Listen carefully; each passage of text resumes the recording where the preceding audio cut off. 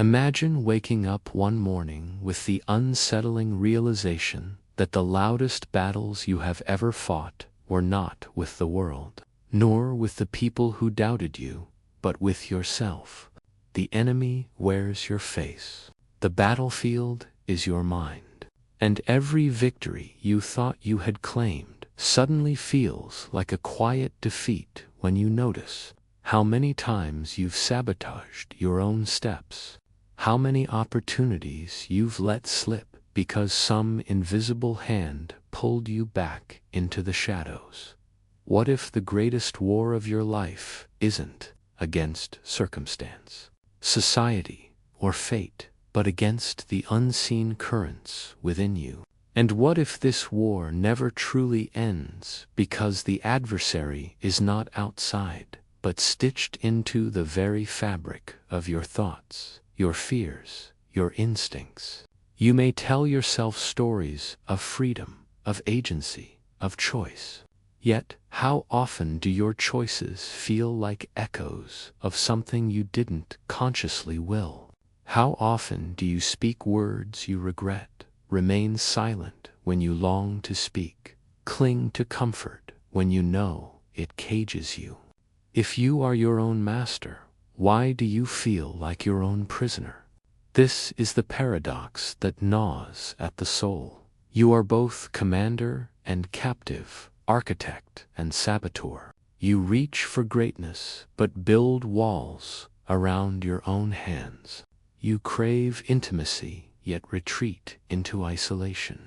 You long for meaning, yet distract yourself until the question itself dissolves. Is it weakness, or something more profound? Is it cowardice, or is there a deeper wisdom hiding in this resistance, the psyche's cryptic attempt to protect you from a danger you cannot name? Pause here and confront the discomfort. If an external enemy controlled you as effectively as you control yourself, binding you with fear, scattering your focus, dimming your fire, you would call them tyrant, parasite, oppressor. Yet when the tyrant whispers in your own voice, you call it me. And so the silent war continues. Invisible, unrecorded, but relentless. It is fought in the small choices, whether to rise or remain in bed, to speak or to silence yourself, to create or to scroll away your hours. And every small decision becomes a bullet fired or a surrender. Flag raised. The haunting question emerges. If you are your own saboteur, then who exactly is the you that longs to be free? Is there one self or many? Are you fractured into fragments, the fearful child, the cautious protector, the reckless dreamer, it's pulling in a different direction? Or are you something else entirely? A silent witness bound to a body that cannot agree with itself. This is the mystery. How can you fight a war when the battlefield and the soldier are the same? And how do you seek victory when the cost of triumph might mean dissolving the very identity you cling to? The silent war inside your mind is not just about struggle. It is about uncovering a truth so raw, so destabilizing, that once seen, you cannot return to ignorance. And that truth begins to reveal itself when we ask the deeper question, not why do I fight myself, but who is the self that resists? And who is the self that is resisted? To understand the silent war, you must first face an unsettling possibility. That much of what you call yourself is not a unified being, but a chorus of conflicting voices. You do not live as one mind, but as many, and those many are not always aligned. Carl Jung called it the shadow, the buried counterpart to the self you present to the world. It carries everything you repress: anger, fear, desire, longing, and it does not die when you ignore it. Instead, it festers, and in moments of weakness, it surfaces, sabotaging your carefully constructed image of control. Nietzsche warned of this too. The danger of man is not external chaos, but the chaos within. He wrote that one must have chaos in oneself to give birth to a dancing star. But the tragedy is that most never birth the star. They are consumed by the chaos. Why? Because the psyche is not a machine, but a survival system. At its roots, self-sabotage is not malice, it is protection. Somewhere in your history, often in childhood, your nervous system learned that to speak your truth was unsafe. To stand tall was punished. To hope for more was to risk disappointment. So it built walls. Those walls still stand, even when the enemy is gone. Like a castle that keeps you safe but also keeps you trapped.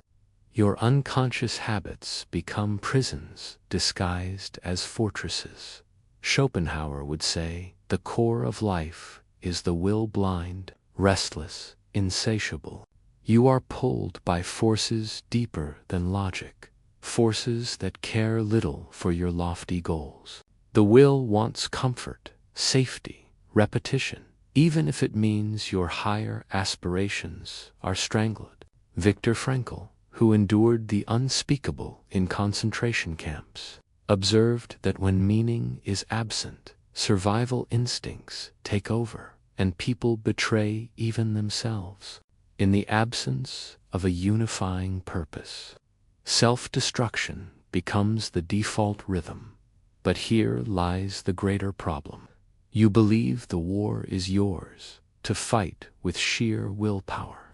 You wake each morning and promise, today I will be disciplined, today I will choose differently. Yet, by nightfall, you collapse into the same patterns. This is because you mistake the symptom for the cause. The habit is not the enemy, is the messenger. The true adversary is buried deeper, woven into your psyche's architecture. The roots of sabotage are not laziness, nor stupidity, nor weakness. They are fear, primal, wordless fear. Fear of rejection, fear of failure, fear of success. Fear that if you actually become who you long to be, you will lose the safety of the familiar self. What if the higher version of you cannot be loved? What if freedom means exile from all that has felt secure? This is why the war is silent, because to admit it openly would shatter the illusions we cling to. It is easier to blame distraction, circumstances, or bad luck than to face the truth that a part of you fears life more than it fears death. That comfort feels safer than possibility, even when possibility glimmers with everything you secretly desire. Think of how society reinforces this. From childhood, conformity is rewarded. Schools train obedience more than imagination. Workplaces prize reliability over creativity. Families often, unknowingly, pass down their own fears, teaching you that survival is found not in authenticity but in compliance. So you internalize the message, step outside, and you risk annihilation. Stay inside, and you remain unseen but alive. This is the hidden root of sabotage, a pact made with fear long ago. A pact so strong that even as you grow, even as you dream, a part of you still kneels before that altar of safety. Yet, here is the philosophical irony. What once kept you alive now quietly kills you. The very strategies of survival, silence, withdrawal, distraction, self-limitation become poisons when the threat has passed. The child needed them. The adult is strangled by them, so the war continues, not because you are weak, but because you are loyal to an older version of yourself that no longer exists. You are torn between the self that wants to expand and the self that swore never again to be hurt, between growth and survival, between freedom and safety. And until you name this inner paradox, you remain bound to it. The shadow resists exposure, but only in the light of exposure can it dissolve. The question now becomes sharper. If self-sabotage is not a flaw, but a strategy of survival, then what happens when survival itself becomes the very thing holding you back from life? What happens when the strategies of survival become chains? The answer is rarely immediate catastrophe. More often, it is slow erosion and invisible decay that eats away at possibility until you mistake the cage for the sky. Self-sabotage does not announce itself in grand explosions. It creeps in quietly, shaping the contours of your daily existence. You do not always see the prison bars, because they are made of habits, excuses, and subtle hesitations. Think of the opportunities not taken, the job you didn't apply for because you convinced yourself you weren't ready, the relationship you avoided because vulnerability felt dangerous, the dream you postponed, promising yourself later, though later never arrived.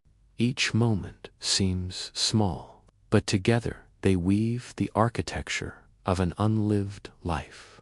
Cognitive science explains part of this trap. The brain is wired with biases that prioritize safety over growth. Loss aversion ensures you fear failure more than you crave success. Confirmation bias convinces you that your self-limiting beliefs are facts, not interpretations. The status quo bias whispers that change is risk and risk is pain. These biases are not mistakes of thinking. They are evolutionary strategies, but left unchallenged, they become the silent architects of mediocrity. The deeper tragedy is how invisible these consequences are. When you sabotage yourself, there is no external antagonist to blame. The lost opportunities leave no scars, only shadows. You do not grieve what you never allowed yourself to attempt. Instead, you anesthetize the ache with distractions, endless scrolling, compulsive consumption, shallow busyness. Life becomes noise that drowns out the silence where possibility once waited. On a societal level, the consequences are magnified. Whole cultures built on self-suppression create generations of muted voices. People learn to trade authenticity for acceptance, creativity for security, truth for convenience. And then we wonder why so many drift through life with a low-grade despair, a sense of something missing, an emptiness that no possession or achievement can fill. Jean-Paul Sartre described this as bad faithy act of lying to oneself, of choosing the easier illusion over the harder truth. You tell yourself, I didn't really want that opportunity anyway. I'm happier where I am. Maybe next year will be different. But beneath these stories lies the gnawing awareness. You are betraying your own potential. The unseen consequences of this betrayal are profound. First, there is fragmentation of identity. When part of you longs for growth and another part drags you into safety, you fracture.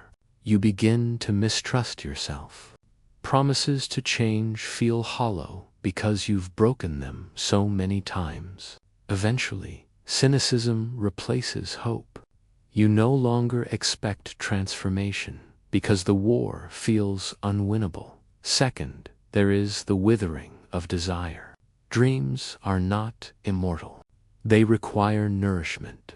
Every year of neglect shrinks them until the vision that once set your soul ablaze becomes a faint ember, barely remembered. Desire itself begins to feel dangerous, so you numb it. The cost of this numbing is not just lost ambition, it is lost vitality. Third, there is the quiet corrosion of meaning. Viktor Frankl argued that humans can endure almost anything if they find meaning in it. But sabotage erodes meaning by trapping you in patterns that contradict your deepest values. You know you are capable of more, yet you watch yourself retreat. This dissonance between what you know and what you live creates a haunting emptiness. Life loses its weight, its sharpness, its urgency. Days blur together because you are not moving toward anything that awakens you. And finally, there is the collective cost.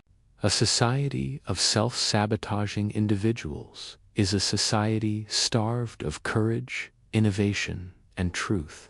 How many books remain unwritten? How many inventions unborn? How many revolutions unfought because someone whispered, "Not me, not now, not yet"? The world is not merely deprived of what you could become, it is deprived of what you could give. The silent war, then, is not neutral. It extracts a toll measured not in visible wounds, but in absences. The absent courage, the absent art, the absent life. And yet, because the losses are invisible, you rarely name them as losses. You rationalize, you adapt, you shrink, but deep inside, a part of you notices. A part of you knows when you've abandoned yourself. And that knowledge accumulates like a weight pressing on the chest, day after day, until it suffocates the spirit. But a quieter death. The erosion of possibility until only regret remains. The haunting question becomes this: if the silent war inside your mind carries such unseen consequences, then how do you rebel? How do you break the pact with fear and dismantle the fortress that has both sheltered and imprisoned you? Rebellion does not begin with external revolution. It begins in silencing the private, trembling decision to no longer be your own jailer.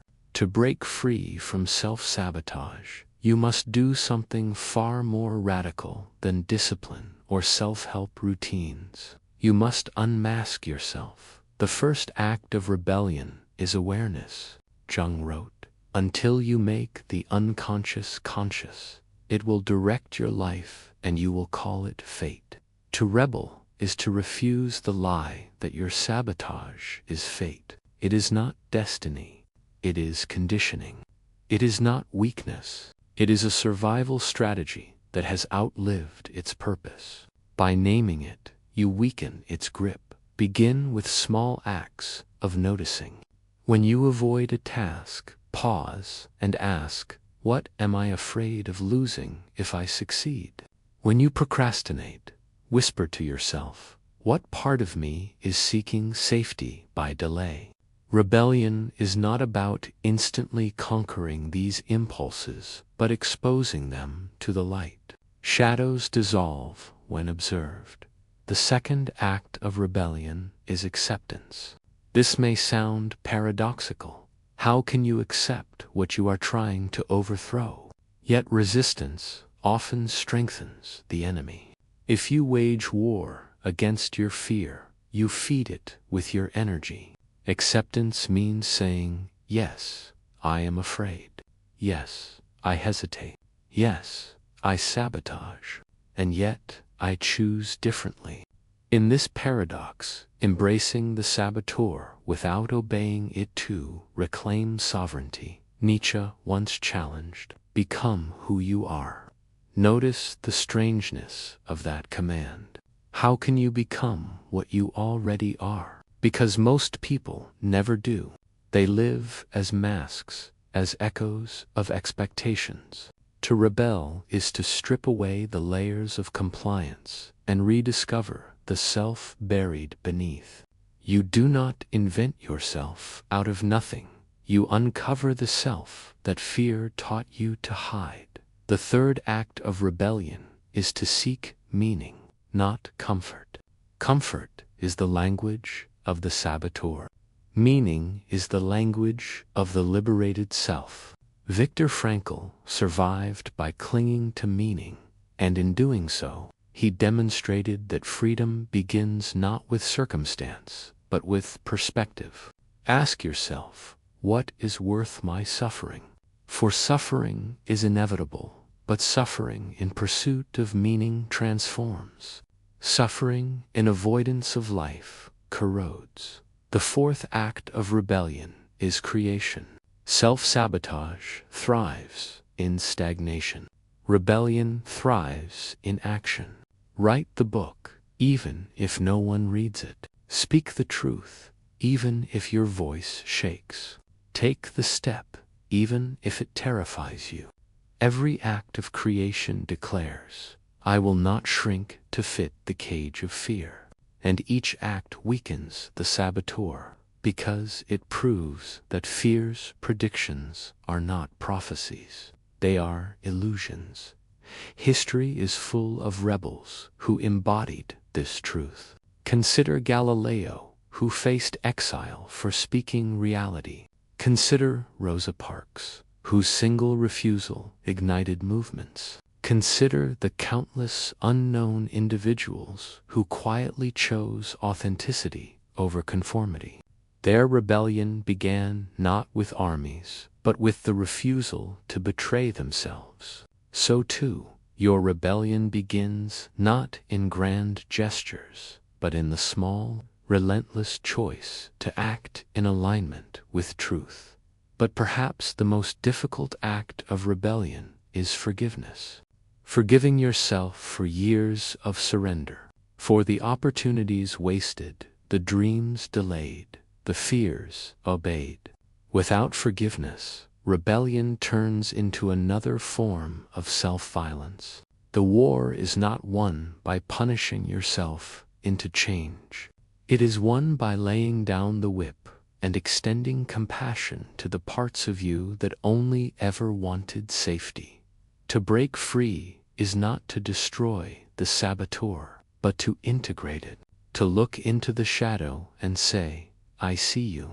I know why you exist. Thank you for protecting me. But I no longer need you to lead. Only then does the divided self begin to unite, and when unity emerges, the silent war transforms. What was once sabotage becomes guidance. What was once fear becomes intuition. The energy wasted on inner conflict is freed for creation, for love, for meaning. This is rebellion, not loud, not dramatic, but steady, patient, relentless. It is the daily act of choosing authenticity over comfort, courage over safety, meaning over distraction. And yet there is still one more truth to face. The rebellion is not the end of the war. There is something deeper, something more final. For even rebellion rests on the assumption that there are two selves in conflict. But what if that assumption itself is the illusion? What if the entire framework of war has been a misunderstanding?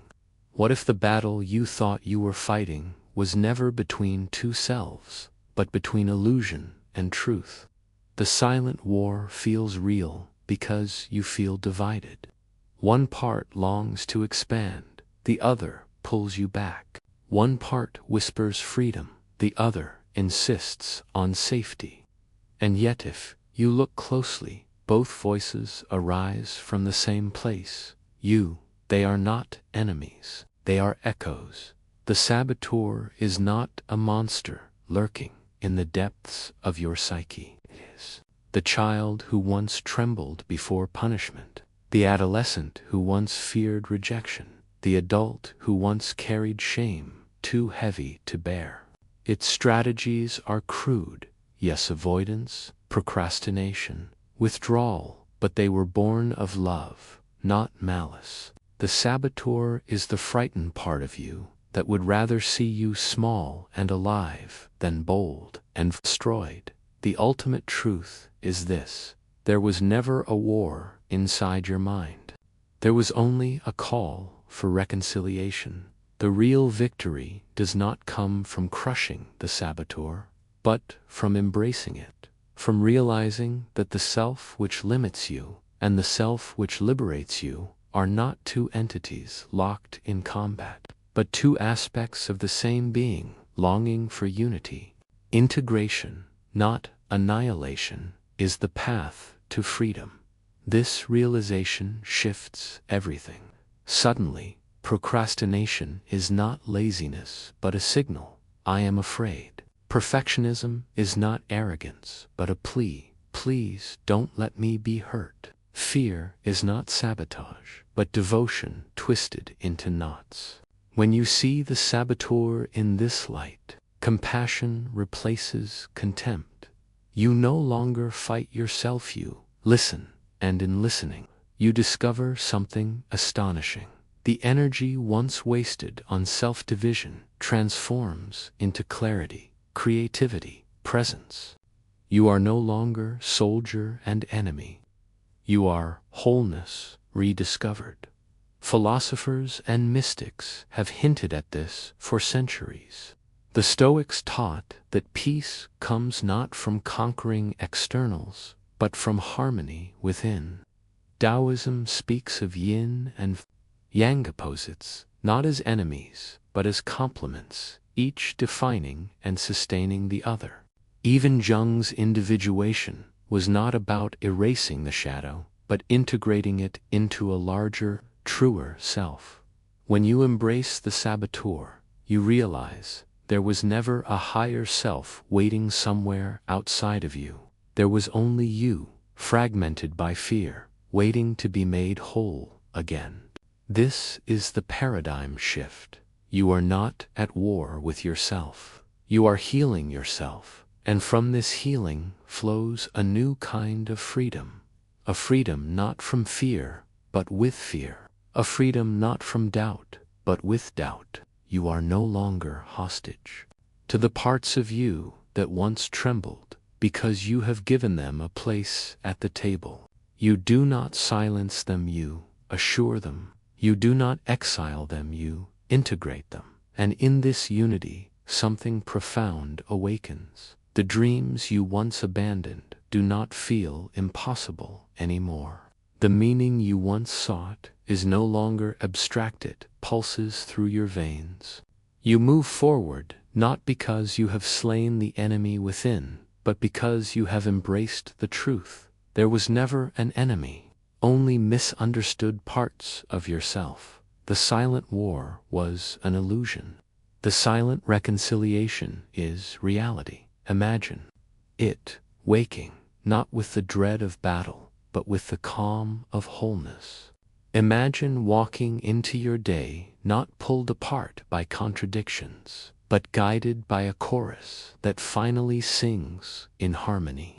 Imagine choosing not because you forced yourself against resistance, but because resistance itself transformed. This is not perfection. You will still hesitate. You will still falter. But the difference is monumental. Hesitation will no longer paralyze you, and fear will no longer define you. You will walk with your shadow, not against it. And in doing so, you will discover the greatest truth of all, that the parts of you once called enemies were only guardians waiting to be understood. The silent war is over. The silent truth remains. You are whole. You always were. And so, the call is not to fight harder, but to see clearer. Not to win the war, but to lay down your arms. Not to destroy yourself, but to finally come home to yourself. Because the truth about the silent war inside your mind is this: there is no war. There is only the journey toward remembering who you really are.